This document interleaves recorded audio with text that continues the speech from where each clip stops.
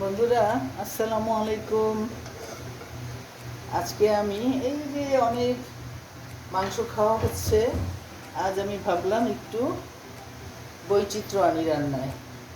আজকে আমি লইট্টা শুটকি নিয়েছি। এই লইট্টা শুটকি সুন্দর করে বেছে কেটে একটু হালকা ভাজা দিয়ে ধুয়ে নিয়েছি। রান্না করব কি দিয়ে জানো? রান্না করব হলো কাঁঠালের বিচি দিয়ে। এই কাঁঠালের বিচিগুলো আমি কী করেছি, একটু ঘষে এটা পরিষ্কার করে 4 টুকরা করে নিয়েছি। এটা দিয়ে রান্না করব। ফার্স্টে দিয়ে দিব তেল, তারপরে দিব 1 চামচ জিরা, তেজপাতা, হাফ পেঁয়াজ দিলাম, আর হাফ পেঁয়াজ পরে দিব। একটু পেঁয়াজটা একটু লাল হওয়ার পরে আমি দিয়ে দেবো টমেটো, আর দিয়ে দেব হাফ চামচ লবণ। এখন আমি এর মধ্যে দিয়ে দিব আদা রসুন পেস্টটা।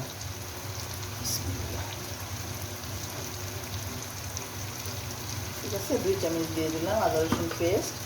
আর দিয়ে দিব হলুদ, মরিচ, ধনিয়া, জিরা গুঁড়োটা 1-1.5 চামচের মতো একটা নিয়েছি, এটা দিয়ে দিচ্ছি। সুন্দর করে মশলাটা কষিয়ে নিব। সেই জন্য যাতে পুড়ে না যায় আমি একটু পানি দিয়ে দিব, সামান্য একটু পানি দিয়ে দিব, যাতে মশলাটা সুন্দর করে কষানো হয়। করে কষানো হয়ে গেছে, কাঁচা গন্ধটাও চলে গেছে। আমি একটু শুটকিটা দিয়ে দিচ্ছি, তারপরে কাঁঠালের বিচিটা দিয়ে দিব। হ্যাঁ, কিছুক্ষণ ঢেকে রাখছি।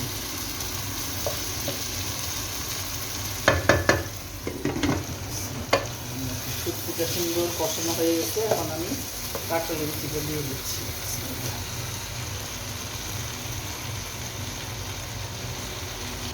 একটু লবণ লাগবে, একটু লবণ দিয়ে দিচ্ছি।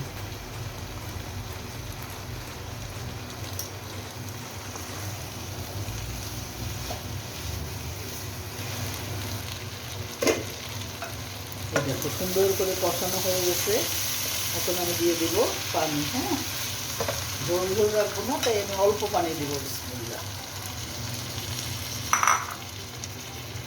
আর একটু পানি দিলে মজবে, আর একটু দিচ্ছি পানি। আর এখন দিয়ে দিব আমি কিছু আস্ত রসুন। রসুনটা খাওয়া ভালো, আর শুটকিতে তো রসুন দিতেই হবে। এই জন্য আমি রসুনের কোয়াগুলো ছাড়িয়ে ধুয়ে রেখেছি, এগুলো দিয়ে দিলাম। এই রসুনটা একটু সিদ্ধ হবে, পানিটা একটু শুকাবে, তারপরে আমি চুলা বন্ধ করে দিব। হ্যাঁ, হয়ে যাবে আমার রান্নাটা। ঢেকে দিচ্ছি। এখন হয়ে এসেছে আমাদের লইট্টা শুটকি। এখন আমি কিছু কাঁচামরিচ দিয়ে দিচ্ছি,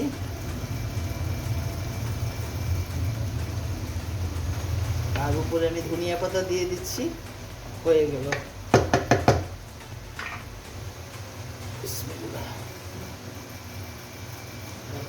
পানি শুকাতে শুকাতে একটা স্মেল বের হবে, আমি তোমাদের তারপরে পরিবেশন করে দেখাবো। ঠিক আছে, এগুলো বন্ধুরা